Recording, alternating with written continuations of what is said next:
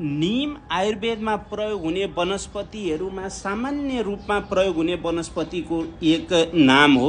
यो नीम, पिचुमर्द, अरिस्टक, हिङ्गु निर्यास यो सबै यसको संस्कृत नाम हो। त्यसै एजेडिरेक्टा इन्डिका यसको ल्याटिन नाम हो। नीम ट्री, मर्गोजा ट्री, इन्डियन लिलियाक यसको इङ्ग्लिस नामहरू हुन्।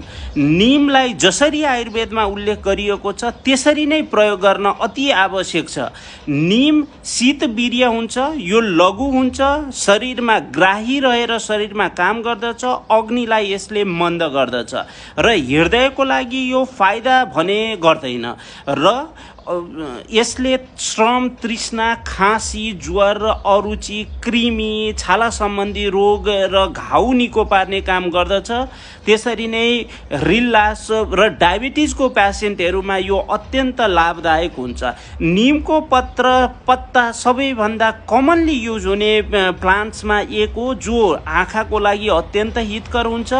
कृमिको लागि पेटमा भएको जुका तथा बाहिर शरीरमा भएको अनेक लिखाहरू परेको अवस्थामा यो नीमको पत्र युज गर्न सकिनेछ। शरीरमा भएको गर्मी कम गर्दछ र विषाक्त द्रव्यको सेवनमा पनि यो अत्यन्त लाभदायक हुन्छ र अरुचि नाश गर्दछ र सबै प्रकारको प्रमेयमा यो फाइदाजनक छ।